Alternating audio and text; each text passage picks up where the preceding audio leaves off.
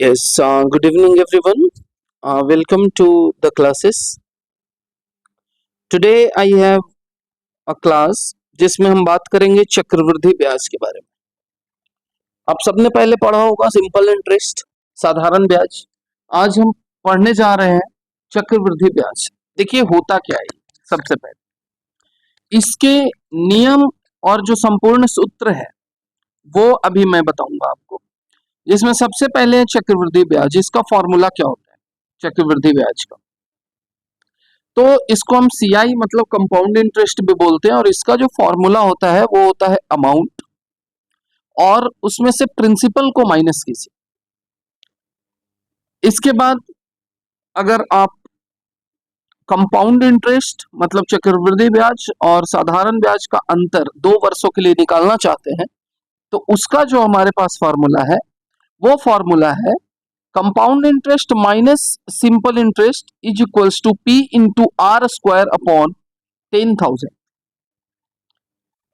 वार्षिक चक्रवृद्धि ब्याज निकालना है आपको, एनुअल कंपाउंड इंटरेस्ट निकालना है, उसके लिए प्रिंसिपल इसको मल्टीप्लाई करेंगे ब्रैकेट में 1 प्लस आर अपॉन 100 के power N. N means number of years. इसके बाद कंपाउंड इंटरेस्ट और सिंपल इंटरेस्ट का अंतर अगर हम 3 वर्ष के लिए निकालेंगे तो उसका भी फॉर्मूला है compound interest minus simple interest is equals to P under bracket 3r square upon 10,000 plus R cube upon 1 पे 60। अर्धवार्षिक निकालेंगे तो जो n है वहां बस 2n कर देना है, और अमाउंट से अगर कंपाउंड इंटरेस्ट निकालेंगे तो compound interest is equal to होता है अमाउंट माइनस प्रिंसिपल।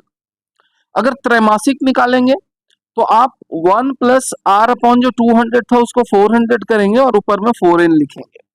और अगर दर अलग अलग हो तो ध्यान दीजिएगा कि अगर दर अलग अलग हो तो वहां पास हमको क्या करना है कि ये देखिए, इसको दर अलग अगर अलग अलग हो तो वहां पास हमको ये फॉर्मूला लगाना है। ठीक है, ये फॉर्मूला जिसमें अमाउंट इज इक्वल्स टू क्या हो जाएगा, amount is equals to P bracket में 1 प्लस R1 अपॉन 100 फिर R2 फिर R3, इस तरीके से आगे जाते जाएगा जैसा दर है आपका, जैसा रेट है। मंथली निकालेंगे तो चूंकि 1 ईयर में 12 मंथ होता है तो 12 का पावर n कर देंगे।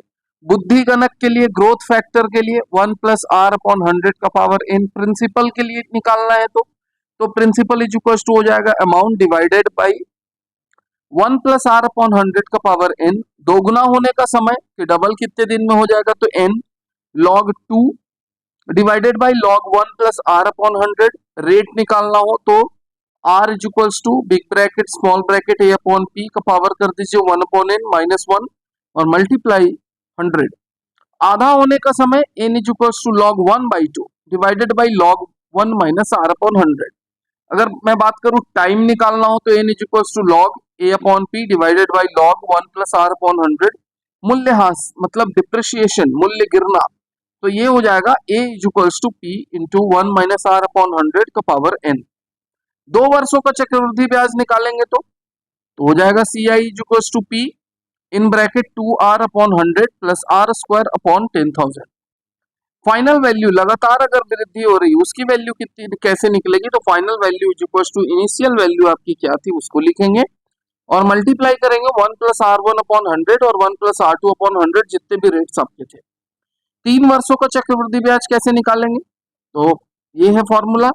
और जो आपको याद रखने की जो चीज है इसमें ज्यादातर बेसिक जो चीज है वो याद रखिएगा कि compound interest is equals to होता है अमाउंट माइनस प्रिंसिपल, और अमाउंट इज इक्वल्स टू होता है principal into 1 plus rate upon 100 का पावर टाइम, और हर ब्याज अवधि के बाद ब्याज भी मूलधन में जुड़ जाता है, तो इससे चक्रवृद्धि ब्याज जो है वो निकाला जाता है। आई होप कि वीडियो को आप लाइक करें, सब्सक्राइब करें, और आपको पसंद आया होगा तो share with your friends. Thank you very much everyone. मिलते हैं अगले क्लास में।